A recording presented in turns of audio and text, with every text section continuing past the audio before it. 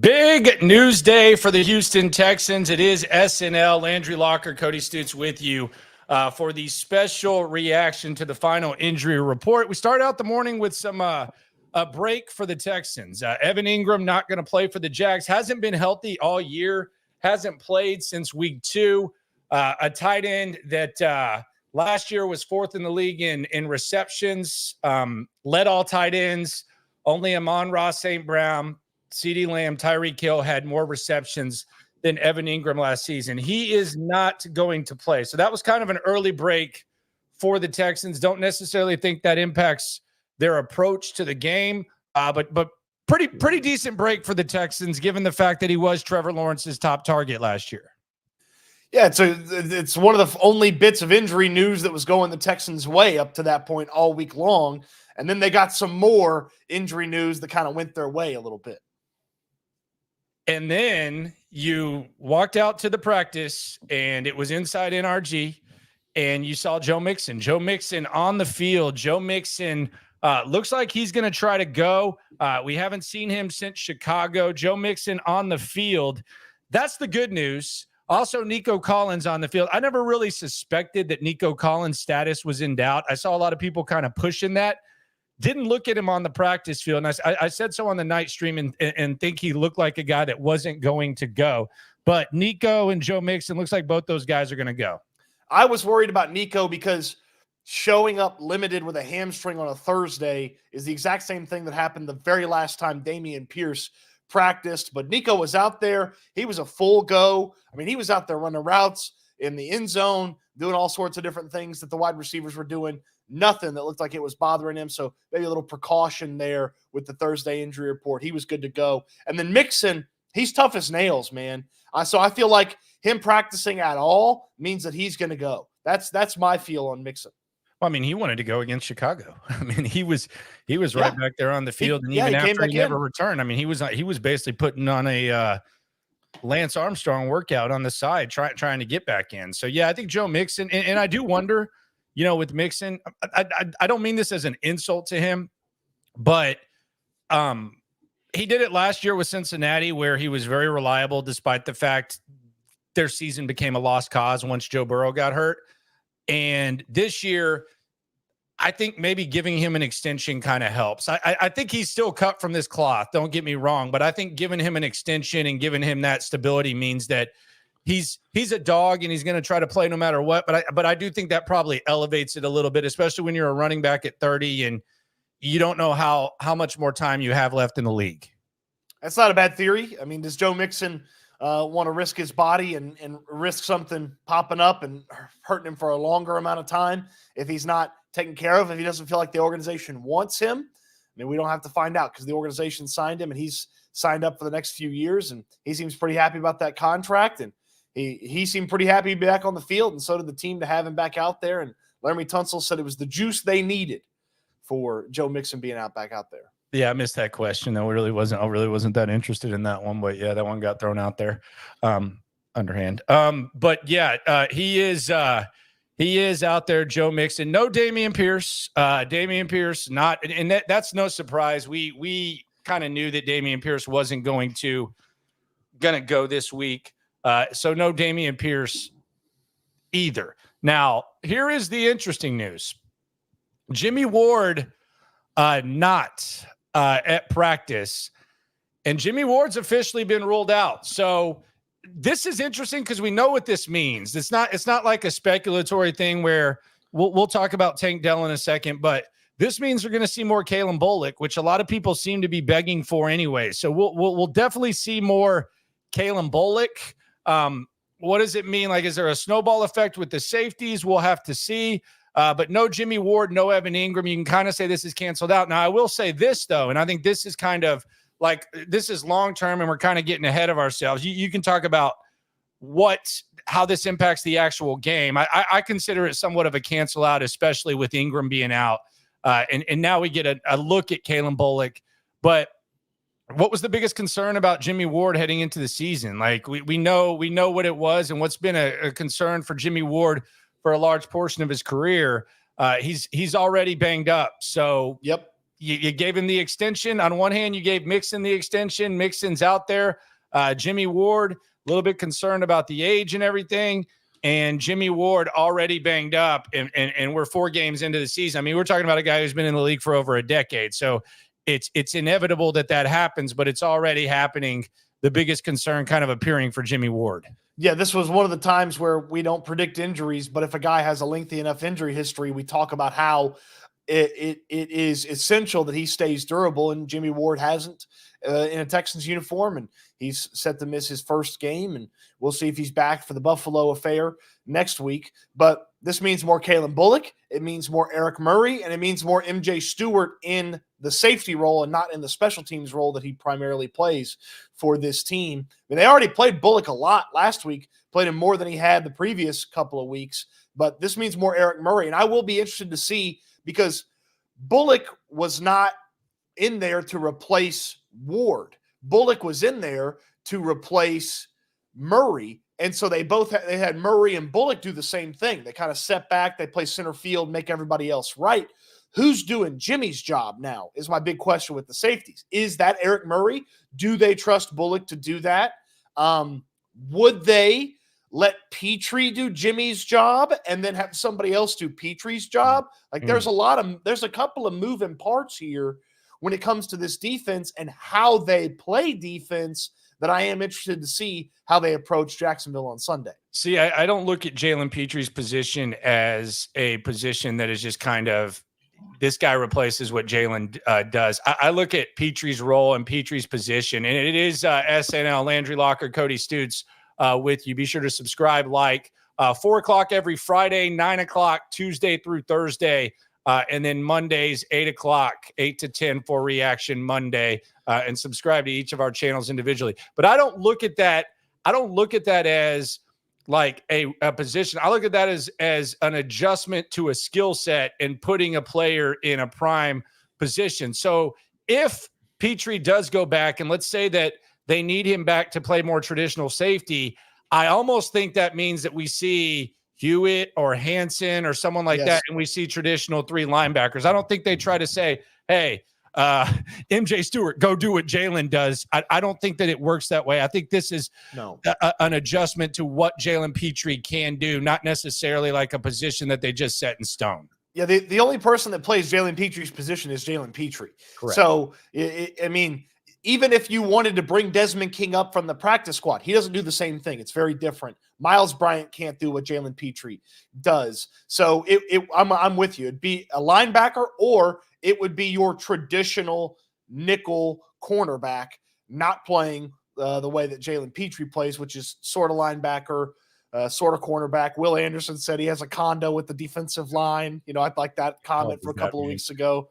But Bryant or King or Stewart, like they can't bring the run support that Petrie does from that position. So I don't anticipate them putting Petrie back there. I feel like it's easier to find somebody to replace Jimmie Ward than it is to play without Jalen Petrie's position.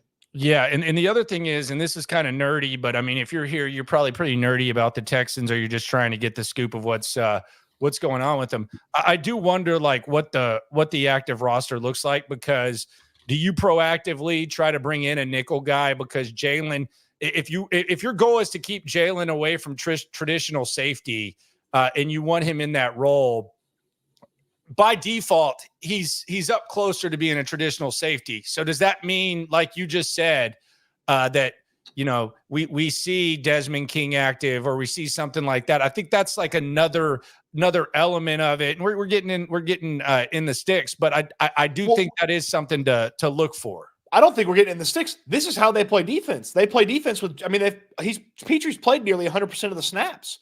So if he doesn't play his normal position and he plays Jimmie Ward's position, then they have to change the way they play defense for the Jacksonville Jaguars, which I don't anticipate them doing. Again, I think you'd have somebody as a backup just in case whatever you're putting on the field's not working and you do need Petrie back there. So maybe it is Desmond King, but the less changes to if you move Petrie to Jimmy's spot, then you're changing the whole front seven and how they operate.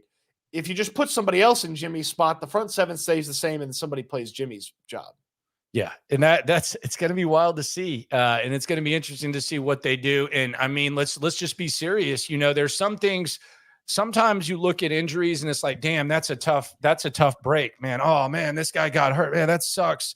But I mean, we're talking about two guys that were hurt last year. So, it's one of those things where Tank Dell got hurt last season. Some were criticizing Nico and Bobby for having him blocking by the goal line. And then he got hurt this season in late in a game.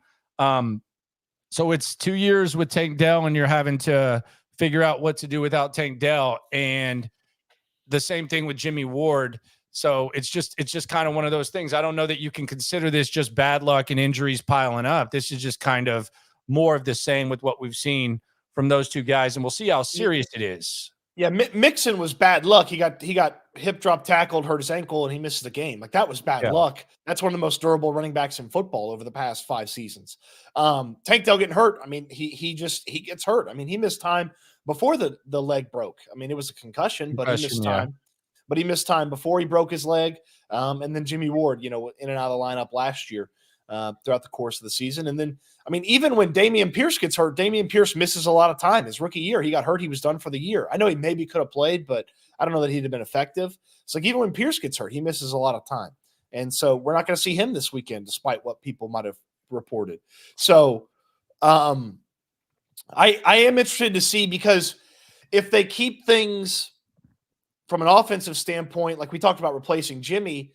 So we're going to offense now, from defense to offense. Yeah. So as we're talking about Tank being gone here, like, is that simply somebody has Tank snaps, or do you want to give Stefon Diggs a couple of more opportunities outside and have somebody else do the inside stuff? Like, there's a lot there. That's more of a more fun. You try to match up with us, Jacksonville. Like, figuring out Jimmie, that's like making sure the floor is solid for the defense. Bobby Slowick can have a little bit more fun playing around with, hey, Tank's out. Maybe Diggs is outside. Maybe Diggs is inside. Maybe we're using Xavier Hutchinson. Maybe we're using Robert Woods. Like, there's a little bit more mixing and matching in a positive manner for Bobby Slowick on the offense with Tank out. Like, you got to figure out how to. I mean, he's the third most targeted guy on the team, so go find a way to replace him. Yeah, there's a number of ways that can go. I almost think I don't want to say it's less crucial, but I think the Mixon factor kind of changes things a little bit, because you're going to be able to run the ball a little bit. And even if you aren't, I don't think you abandon it with Joe Mixon. I think you might be reluctant to stay true to the run game, like in a 14, 17, 20-point game or whatever, when you have Dare Ogunbowale and Akers and Taylor at running back. But I don't think the run game gets abandoned with Joe Mixon. Furthermore, I think Joe Mixon makes the offensive line look better. So I think naturally that makes replacing what Tank Dell can do a little bit easier. We still haven't seen, though, what Mixon is capable of doing. He was moving around pretty damn well out there, but let's just pretend that you have to replace the passing production. There's a lot of comments about John Mechie. I actually think Xavier Hutchinson's kind of the guy to look to. And I equate Xavier Hutchinson. And I don't say what you want about Noah Brown, but Noah Brown last year stepped up to where you won a couple of games because of Noah Brown. Regardless of whether it was consistent or not, you won a couple of games because Noah Brown stepped his game up. I look at Xavier Hutchinson as a guy who in the next few years could develop into a guy that could produce like Noah Brown at a similar level. And hopefully he stays more healthy. So everyone's looking at John Mechie. I'm looking more so at Xavier Hutchinson, and I'm even looking at Dalton Schultz. So like when we talk about Tank Dell, I think there's a natural instinct to look at the wide receivers, and John Mechie, he's WR, he can go. I think you look at Schultz, I think you look at Mixon, and then I just think Xavier Hutchinson, he's been active for a reason. I think he's the guy you look to. Well, they had that big play last week with Hutchinson. They got called back from one of the illegal formations. We've seen him make some plays. We saw him make some plays in the preseason in both training camp practices and preseason games. there's a little something there, and that's an outside guy. He can sneak down inside, but that's an outside guy. Tank missing is an outside guy missing, and so I know that Tank spent some time inside, but if it's a 1-for-1 replacement, I feel like Hutchinson gets those opportunities first. And man, I tend to agree with you that long term, you're looking at next year or the year after that for Xavier Hutchinson. If he's a real reliable fourth wide receiver for you, absolutely, I can see that happen. Yeah, and I mean you're looking at a couple of games and stepping up when called upon, and you got a lot of time to develop with Hutchinson. I think Hutchinson would be the guy, and he seems relatively confident in it. I actually talked to him in the locker room today. We'll get into that. So what you're saying in the night stream. This is the Xavier Hutchinson game. No, I'm not saying that. That's what you're saying. No. The Xavier Hutchinson game. That is a misquote. That never happened. Dump that. We are having technical difficulties. Cody Stoots has gone AI on us. That did not happen. Did not happen. Although, what does it take for an Xavier Hutchinson game? Like, is it like a 60-yard performance or something? Like, because I think it's all proportional. Like if MJ Stewart comes out and has an interception, that's an MJ Stewart game. There's a little bit higher bar. Like, what is an Xavier Hutchinson game? Like, he's not going to go off like Noah Brown did last year. I think we can agree with that. That's a high bar for what Noah Brown did in those couple of games. It was all pro caliber stuff. I would tell you that an Xavier Hutchinson game is probably like 83 a touchdown, 83 yards and a touchdown. What are the odds for a Hutchinson touchdown? It's a great question. If it's above 15-1, I'll bet. If it's above 15-1, I'll put a 10 spot on it. If it's above 15-1, I'll put a 10 spot on it. That's all I'm saying. That ain't no Xavier Hutchinson game, though. Or is it? Who knows? But I am intrigued to see what the offense looks like. I also think it would be an interesting development. Like, let's say Mixon goes out there and has like a hundo plus. All of a sudden, man, if you're listing like the most important players on the Texans, like Joe Mixon, and he might already be, he's pretty heffing high up on the list. You're pretty dependent on Joe Mixon. If he comes out and they automatically just look like they're, running through people from a rushing attack standpoint. And this is, when Chicago slows them down, that's a good rush defense. Jacksonville is not good at anything right now. Mixon comes out there and he starts putting together some Indianapolis-esque performance. Like, you're going to be really 150. Yeah, he goes for a football field and a half. I would say that's pretty impressive. Not a replication, but just he starts rattling off a couple of those big runs.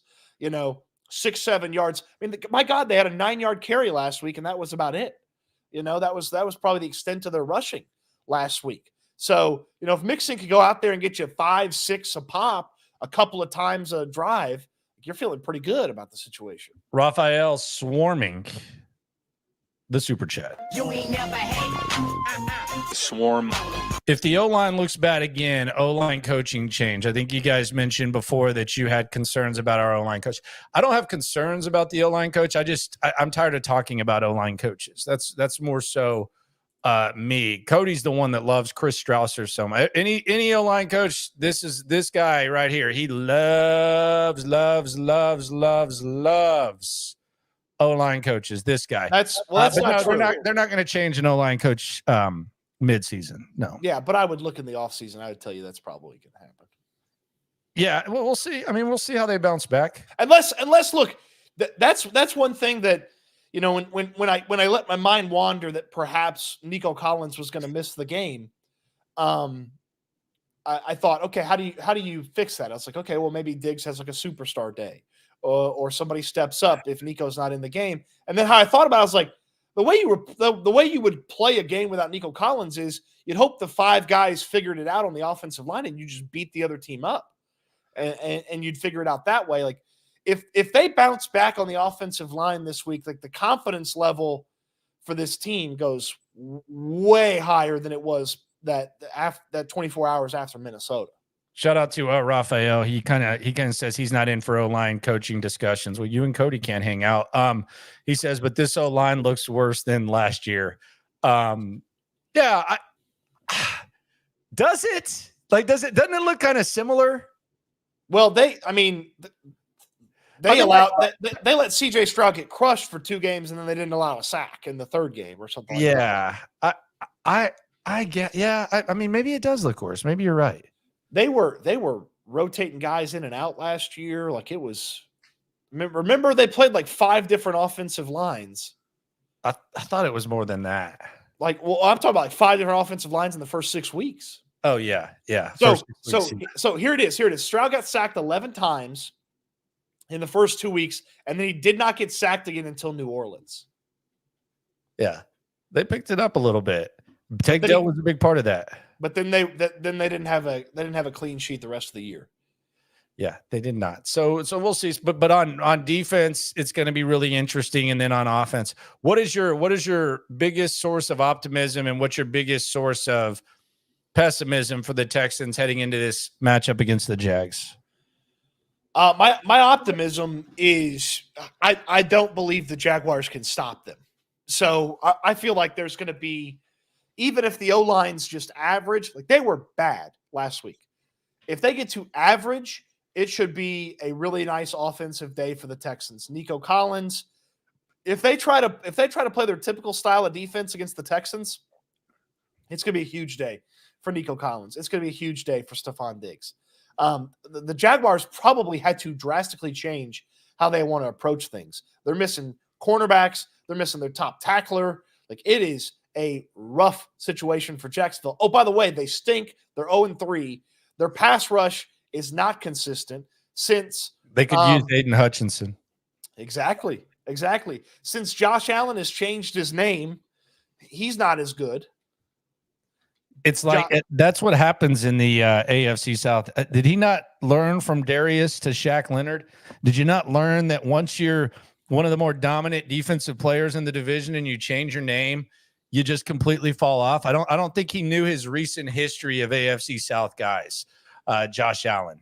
Yeah, it's a bad job by him. He's got 1 sack in 3 games, and that's about it. Like a couple of he hit Deshaun Watson 4 times. He hadn't touched another quarterback in 3 games. Do you think? And we're getting in kind of like Jacksonville territory. Shout out to Dime. He says Mixon's going to have a hundo. He says Hutchinson 50+ and Diggs with 2 tutties. Appreciate you, my friend. That. Do you think that Travon Walker gets his 5th-year option picked up? No, that'd be so dumb if they did that. I mean, I'm just asking. I mean, he was the number 1 pick in the draft, dude. He went over Aiden Hutchinson, Derek Stingley. At least he's touched a quarterback that's not it's not Deshaun Watson. He's doing better than a huge contract for. I mean, they spent $150 million on Josh Allen, and he changed his name. He's not any good. Look at the 3 guys that went right after him. After Travon Walker, Hutchinson, Stingley, Sauce. I mean, they'd love to have any of those guys. Who else went right out? I mean, like, you could make an argument he's probably he's probably like the 20th best player in that draft in the first round. Yeah, it's wild. He's had some interesting moments against the Texans. He had that roughing on Davis Mills that led to the dub. Kayvon Thibodeau's better than him. Drake London's better than him. Garrett Wilson's better than him. Olave, Kyle Hamilton. Like, there's a ton of players better than him out of this draft. Yeah, not good. Not great for sure. That was Kenyon Green. No, I'm kidding. Not yet. Yeah, I would say probably not. So my optimism is this when it comes to the Jags. And I think this is kind of interesting. Like, their goal, if you listen to the players and the coaches and you kind of pick their brain on what Jacksonville wants to do, their goal is to get the ball out of Trevor Lawrence's hands quickly. They want to get the ball out of his hands quickly, which is interesting because if you just look at Trevor Lawrence, you're kind of like, okay, yeah, he can play fast. At Clemson, they played extra fast, but he just kind of resembles a guy who would be able to extend plays. And, he moves around pretty decently. He's got a big arm. But if their goal is to get rid of the ball quickly, I almost think that plays into the favor of the Texans. Now, you are avoiding the pass rush, but the Texans have also been unable to finish. And quite frankly, I don't know how long they can cover receivers. There's a lot of times where receivers could get open a little bit more if you extend plays. So I don't necessarily think that getting the ball out of his hands quickly is something that is like the worst thing for the Texans, especially given the fact that I think their corners are really, really good. So it might be a little bit more difficult to do that. I will be wagering this weekend that Derek Stingley has an interception, that Kamari Lassiter has an interception. I'll be parlaying them as well. Like Stingley, it feels like Stingley has Both of been. them? Yeah, why not? Just cover my bases, you know. It feels like the way Stingley breaks on stuff, like we saw it in like a tackling mentality in the first week against Indianapolis. Like he'll recognize and break on stuff. And if you're not an elite receiver, he's going to get you. I feel like he's going to do that. He's going to recognize, break on something, and intercept the ball on one of those quick ones that Lawrence is trying to get rid of the ball. Yeah, it'll be interesting to see how they guard these receivers. I do think there's going to be a breakout game for Thomas at some point. So I would kind of keep an eye on him a little bit. That's Brian Thomas, the first rounder that they picked. Yes, yeah. BTJ. Brian Thomas Jr. So I'm a little bit worried about him. I always have a lot of respect for ETN. I actually like their backup back as well. But I think the Ingram thing, I don't think that they think it's that big of a deal, but I think it's a big deal, man. I think it's a big deal. Not because of what he's done this year, he hasn't done much, but because there was question like, can he get healthy and will he be healthy against the Texans? He's not. So there you go. I wonder what the mentality is of this Jaguars team coming into this matchup, because if you remember in 2020, the Texans fought really hard in the fourth game of their four losses to start the season. Like they played Minnesota close at the end, and it was close to like a reviewed play at the end of the game, you know, that basically decided the game late. I can't remember the exact details of it, but like they played pretty hard for a guy that was like going to get fired if they lost that game. And then ultimately they lost and Bill O'Brien got fired. They're a wounded animal, but there's still a little juice to them that you would think, right? Or are they the type of organization that comes in here and lays down if they get their head kicked in the first quarter? I mean, I think it's a big opportunity for them. So I don't know. It hasn't been interesting. The line has dropped. Thought maybe it would drop, but it's dropped down to 5.5. Okay. It went from 6.5 to 5.5, which is a big number if you're a betting guy. Like if you can get it below 6 or 3 or 7 or whatever, I think that's big. Yeah. Okay. I mean, look, I just wonder if this is a team that, you know, with the injuries piling up, Peterson's on the hot seat. If you punch them in the mouth early enough, they might look around and they might open. You think they're gonna lay down a big old can of quit? Okay, so you think they're gonna be a can of quit with Jacksonville? I don't know. I think it's gonna be you like the Texans have to make them quit early, but like I believe it's possible. Now, you know, they have a little juice early on. You know, that it's 7-3 at the end of the first quarter. Maybe they stick around, but you know. The question is, are the Texans capable? Like Buffalo has shown that they're capable. Are the Texans capable of getting a massive lead going? We really haven't seen like the explosion consistently from this offense. I would tell you yes, because of I would think they're going to be ready to execute on offense better than they did last week. Okay. I would tell you, yes, they are capable of it. Okay. I'd be foolish to guarantee that we're going to see it because it's been so inconsistent. And you got to guarantee nothing. Nothing's guaranteed in this league, man. It's a week-to-week league. It's a week-to-week league, man. On to Jacksonville. It's a bunch of corny coaches that say that every week. It's a thing, though. It's a thing. It's one of those things. So we'll see. We'll see how it goes. But the big news, just to reset, appreciate everyone for coming through. Be sure to subscribe, and right along. No Jimmie Ward on Sunday. Nico Collins will be on the field. You can bet on Joe Mixon being on the field. No Dameon Pierce. No Evan Ingram for the Jags. So there you go. It's going to be an interesting game. It's going to be a fun game. Late night stream tonight at 10:30.